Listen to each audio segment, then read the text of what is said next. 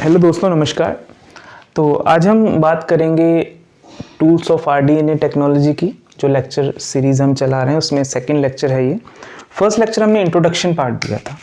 Introduction के first step में मैंने आपको बताया कि ये सपोज हमारे पास डीएनए था, उसमें से हमने कुछ सेगमेंट जिसको हम बोल रहे थे जीन ऑफ इंटरेस्ट। क्या बोल रहे थे? Gene of interest. अब ये पूरे सेगमेंट में से हमको क्या चाहिए? We just need that part, सिर्फ इतू सा। We need this much portion. अब देखिए, पूरे सीक्वेंस में से इतना सा पार्ट चाहिए, मतलब we need to cut down to get this much portion of sequence of DNA. अब इसके लिए टूल्स क्या लगेगा? इसके लिए टूल्स लगेंगे हमारे पास रिस्ट्रिक्शन एंजाइम। अब ये रिस्ट्रिक्शन एंजाइम की पहले हम पढ़ते हैं भैया कौन सी बिरादरी का है क्या नहीं है।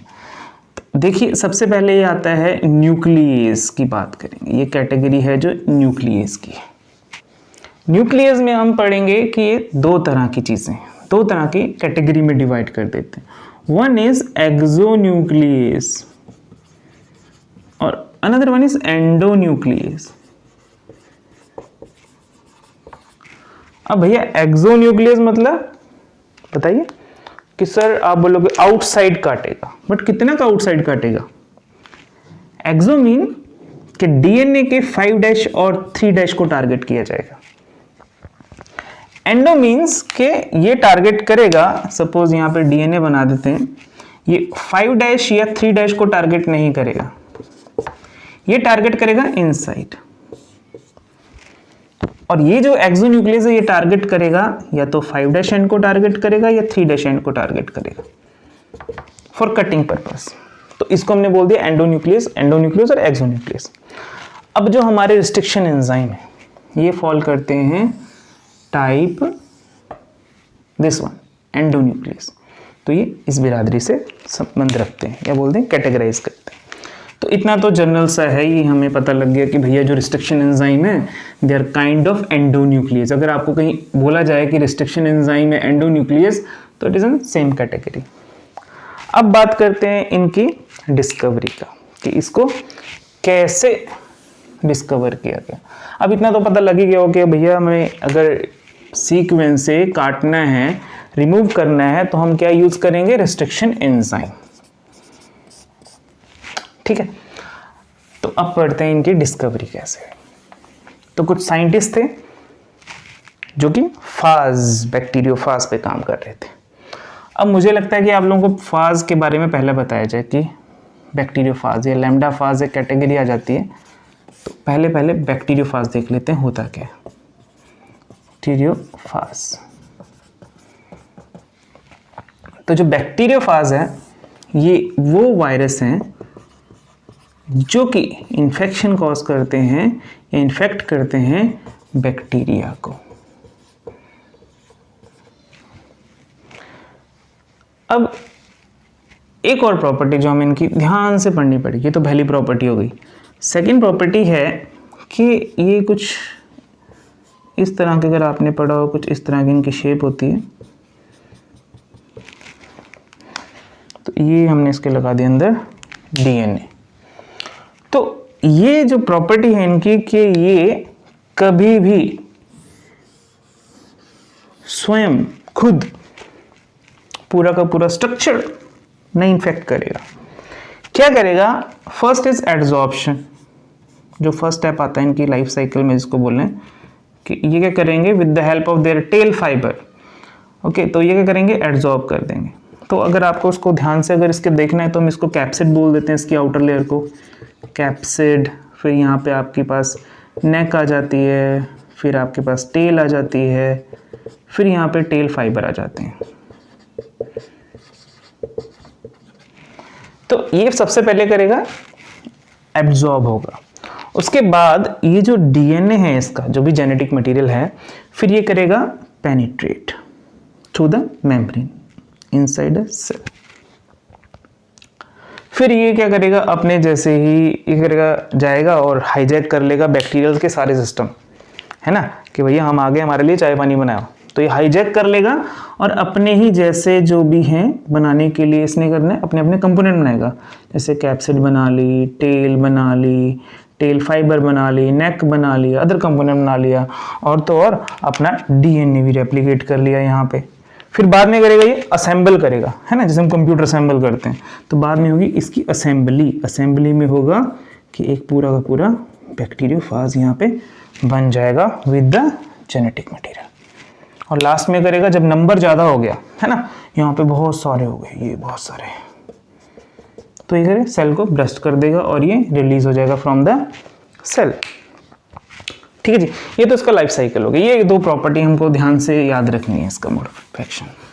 तो सेकंड मैंने पढ़ा ये लाइटिक साइकिल में आता है। ठीक है जी, चलो अब इसकी डिस्कवरी में चलते हैं। तो कुछ साइंटिस्ट ने क्या किया, ई कोलाई, इशर्शिया कोलाई, जो कि ग्राम नेगेटिव बैक्टीरिया, इसकी दो स्ट्रेन ली इन्होंने, एक ली सी स्ट्रेन, एक ली इन्होंने इसकी के स्ट्रेन। जो सी स्ट्रेन और के स्ट्रेन है, सबसे पहले उन्होंने इन्फेक्शन करवाया सी स्ट्रेन में। इन्फेक्शन मतलब वही जो इसमें बैक्टीरियोफाज, लैम्डाफाज से इन्फेक्शन करवाया। ठीक है जी, अगर आपको डायग्राम चाहिए तो ये लो, कुछ इस तरह से इन्फेक्शन कराया और ये रहा इसका डीएनए और ये डीएनए गया अंदर। ठीक है जी, अब यहाँ बोलोगे सर इसका भी बना हुआ बैक्टीरिया का डीएनए। ठीक है जी, तो मेरी ड्राइंग इतनी कुछ अच्छी नहीं है। चलो अब क्या किया, अब ये जब एक्सपेरिमेंट किया तो उन्होंने क्या, पेट्री प्लेट ली, पेट्री प्लेट पे एक लॉन बनाया ई कोलाई सेल का, ई कोलाई सेल ग्रो कर दिया। फिर इन्होंने जब इन्फेक्शन किया बैक्टीरियोफाज के साथ, तो यहाँ पे कुछ इन्फेक्शन, क्या बोलते हैं उसको, प्लैक फॉर्मेशन बोल देते हैं कि प्लैक फॉर्मेशन इज देयर। जैसे प्लैक फॉर्मेशन कुछ इस तरह से, जैसे बोल दूँ कि बैक्टीरिया जैसे कि किल हो गए हों, बोला कि ब्रस्ट हो गए, बाहर निकल गए, है ना, कि सेल डाई हो गया, कुछ इस तरह से प्लैक फॉर्मेशन हो गए। तो अब क्या हुआ, अब जो सी स्ट्रेन में इन्होंने इन्फेक्शन कराया, तो हम इसको सी स्ट्रेन बोल देते हैं, ई कोलाई सी टाइप। अब इसमें से जो प्रोजेनी निकली, प्रोजेनी किसकी, लैम्डा की, जो इसमें से इन्फेक्शन हुए थे, मतलब इसको इन्फेक्शन करा के जो इसके आगे जो पीढ़ियां निकली, बोल लीजिए ऑफस्प्रिंग निकली लैम्डाफाज वाली, इसको उन्होंने फर्दर यूज किया इन्फेक्शन के लिए। फिर एक सी टाइप ली, सी टाइप किसकी, मैं ई कोलाई ही बोलूँगा यहाँ पे, और कोई बैक्टीरिया का जिक्र नहीं कर रहे हैं, तो यहाँ पर भी ई कोलाई लिया, और यहाँ पे लिया के टाइप। ठीक है जी, तो अब कुछ ऑब्जर्वेशन, देखो साइंस में ना ऑब्जर्वेशन बहुत जरूरी है। If you are a good observer you are a good scientist, याद रखना। तो ई कोलाई जो कि देखो इन्फेक्शन कराया, लैम्डाफाज ने इन्फेक्शन किया ई कोलाई को, सी स्ट्रेन को, और सिमिलरली यहाँ पे कौन सी स्ट्रेन ली, के टाइप स्ट्रेन। अब यहाँ पे जो मैंने ये तीन से आपको दिखा रखे हैं कुछ यहाँ पे इन्फेक्शन, तो इसको हम टाइटरी बोल देते हैं, कि या फिर बोलो इन्फेक्शन जो आपको देखा कि यहाँ पे लो था इन्फेक्शन रेट।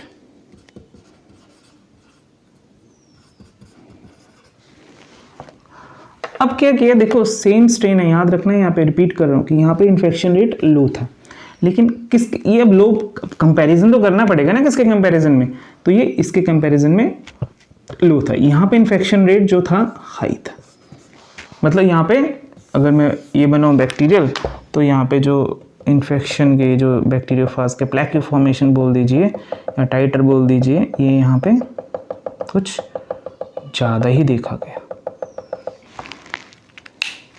अब बात करते हैं, देखो अब बात करते हैं इसमें क्या हुआ, इसमें भी लो ऑब्जर्व किया गया। यहाँ पर भी जो टाइटर है या फिर जो प्लैक फॉर्मेशन हुई है वो कम देखा गया। अब इसमें हाई था। अब साइंटिस्ट ने बोला कि ये चक्कर क्या है, तो इन्होंने क्या किया, इन्होंने अब जो फाज थे, जो कि ये यहाँ से प्रोजेनी आई, फाज की जो प्रोजेनी आई के टाइप वाले, हाँ जी, उसको इन्होंने इन्फेक्शन किया अगेन के टाइप में। अब इन्होंने क्या किया, ये इकोलाई के स्ट्रेन लिया, इकोलाई, अरे के स्ट्रेन ग्रो कराया। अब देखा गया कि यहां पर भी जो इन्फेक्शन का रेट था वो क्या निकला, ज्यादा।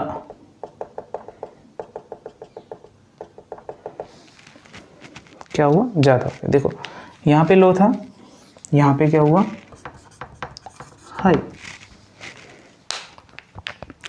तो अब जो सारा कंक्लूजन ये निकला कि कुछ डिफेंस है, कुछ यहां पे डिफेंस लगा। डिफेंस था किसका, सी स्ट्रेन का लैम्डा फास्ट के अगेंस्ट, सी स्ट्रेन का लैम्डा फास्ट के अगेंस्ट डिफेंस है, इसलिए यहां पे कॉलोनी ज्यादा है। और यहाँ पे क्या हुआ, जब सेम स्ट्रेन का देखा गया तो यहाँ पे ज़्यादा टाइटर था। तो यहाँ पे क्या था, यहाँ पे डिफेंस नहीं हुआ, यहाँ पे मॉडिफिकेशन हो गया। सिमिलरली यहाँ पे क्या हुआ, डिफेंस हुआ पहले, देन यहाँ पे हाई है, यहाँ पे मॉडिफिकेशन हो गया।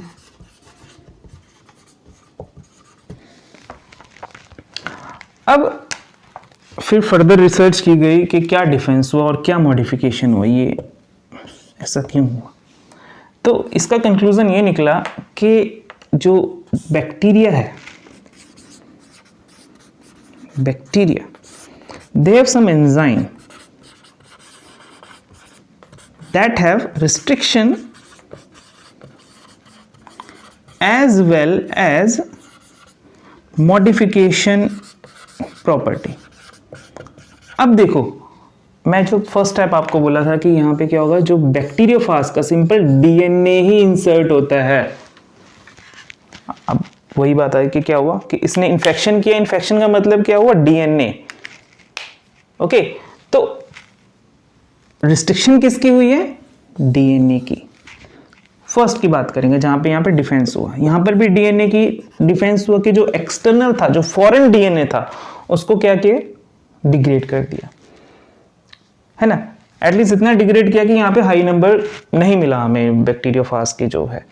अब यहाँ पे जो मॉडिफिकेशन हुई, अब मॉडिफिकेशन किसकी हुई, ऑब्वियसली बात है कि जब डीएनए इन्फेक्शन कर रहा है तो यहाँ पे क्या होगा, देखो एक जनरेशन से निकल के आया, जो होता है ना कि जो आगे प्रोजेनी बची हैं, कुछ डीएनए जो थे, कुछ अगर हम बोलें कि हम वही बात करूंगा कि हम हमेशा एक बैक्टीरिया से नहीं काम कर रहे हैं, बहुत सारे नंबर ऑफ फाजेज ले रहे हैं।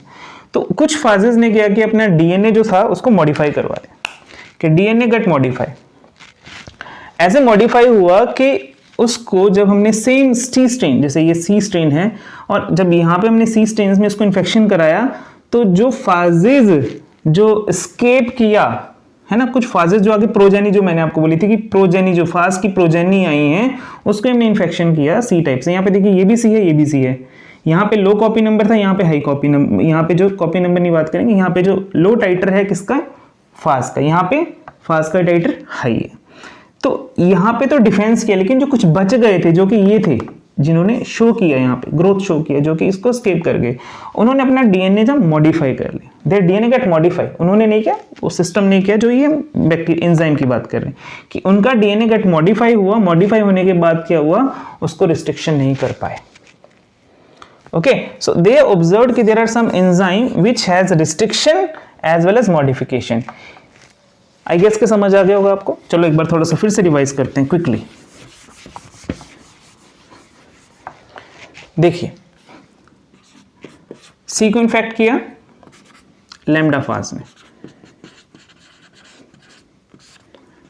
सी स्ट्रेन को। अब जो उसके बाद जो यहां पे था लैम्डा फाज का, यहां पे लो टाइटर था, जो लो टाइटर वैल्यू निकली। अब क्या किया, ये जो फाज था इसको फिर से इन्फेक्शन कराया हमने सी से, तो यहां पे क्या हुआ, हाई आया, टाइटर वैल्यू हाई आ गई। क्यों, क्योंकि यहाँ पे कुछ फाजेस ने अपने आप को, जो लो टाइटर आया, मतलब कि एटलीस्ट ग्रो तो हुए ना फाज, तो इन फाज का जो डीएनए था वो मॉडिफाई हो गया, वो मॉडिफिकेशन उसमें, और मॉडिफिकेशन ऐसे हुई कि जो बैक्टीरिया का डिफेंस सिस्टम था, बैक्टीरिया का जो डिफेंस सिस्टम था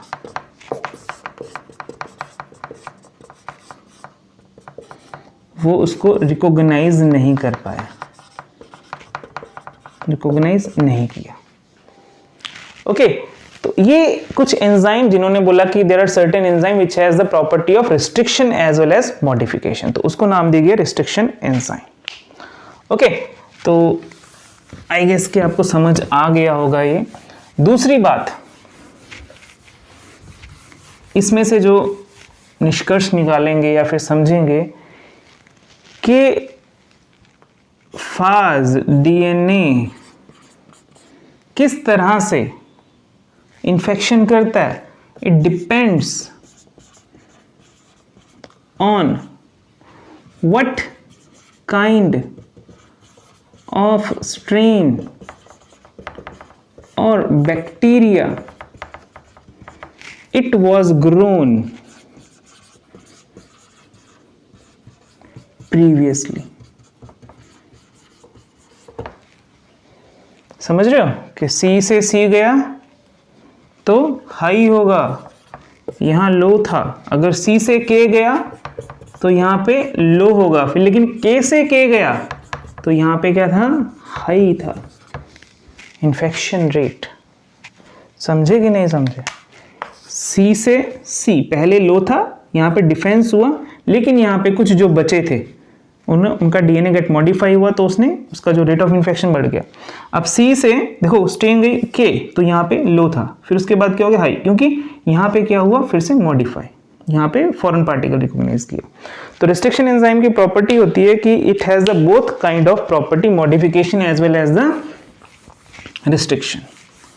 ओके, तो टाइप्स जो है हम नेक्स्ट लेक्चर में पढ़ेंगे, टाइप्स ऑफ रिस्ट्रिक्शन एंजाइम की क्या होती हैं। तो अगर आप डेफिनेशन चाहते हैं तो डेफिनेशन ले सकते हैं रिस्ट्रिक्शन एंजाइम की। Restriction enzymes are the endonuclease which recognize foreign DNA and digest it. Second, they have modification system also, modification property. In the modification अगर बात करें, मॉडिफिकेशन मतलब methylation, methylation of DNA. Okay, because the restriction enzyme never digest the